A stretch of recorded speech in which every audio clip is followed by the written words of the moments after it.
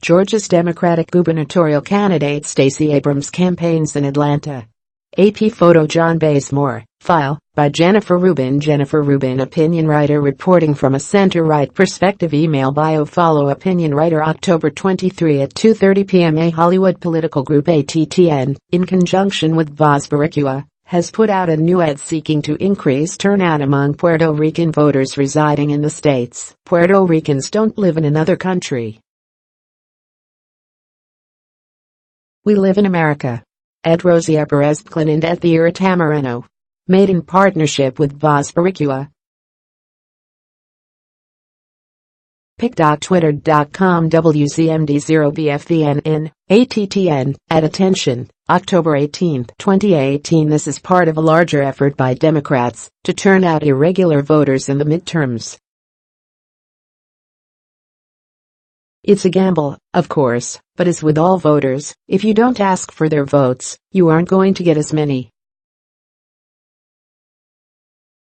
Likewise, Vote.org has launched, according to its news release, one of the nation's largest GOTV drives this midterm election.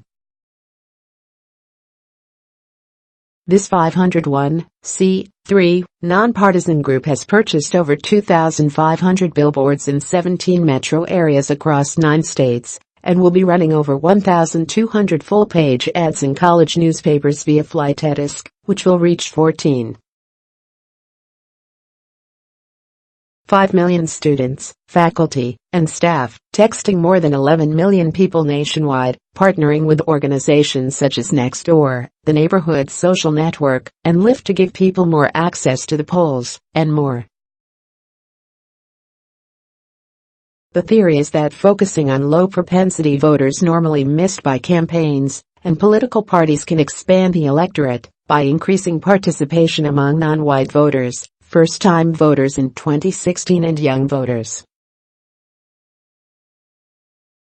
Many voters fall into all 3 categories. There are few takeaways from this effort, which can be seen as a concerted campaign to counteract voter ID laws, poll closing, voter roll purges and limits on early voting. First, on one level it is inexcusable that this infrastructure was not put into place earlier. A party that coasted on the popularity of President Barack Obama, to the dismay of many activists, did not build this infrastructure previously. That accounts in part for the disappointing results for Democrats in previous elections. Second, this is much easier to pull off when there are diverse candidates who look like the irregular voters they are trying to reach. The good news for Democrats is that they have the most diverse slate of candidates ever in both congressional and state races. Politico reported that by early September, Democrats had nominated at least 133 people of color and 158 first-time candidates to run for the House. The numbers are striking. In the 125 districts where a Democratic incumbent is leaving office, or a Republican seat is at risk of flipping. More than half the nominees, 65, are women. An overlapping group of 30 Democratic primary winners are people of color, and 73 of them have never run for elected office before, tapping into voter disdain for politics as usual.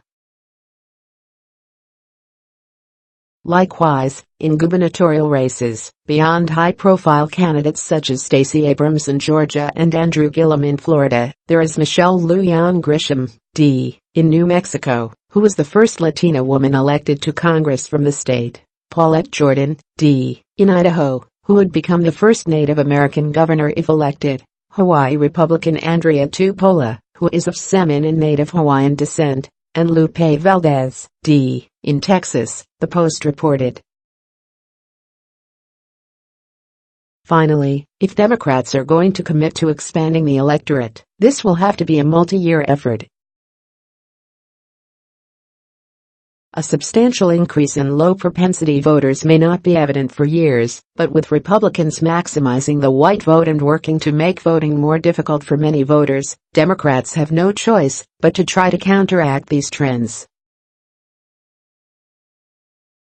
If they are successful, you can bet some Republicans will try to duplicate the efforts. Although to attract these voters, a party increasingly devoted to white grievances is going to have to change its policies and message. Once in office, Democrats at the state level will need to take measures to expand access, e.g.,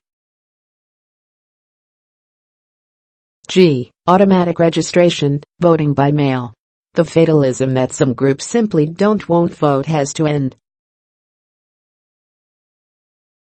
It is a political necessity for Democrats, but beyond that, we all have an interest in expanding the electorate if we want to reinforce and re-energize democracy. A country in which only a small percentage of qualified voters cast ballots isn't much of a democracy.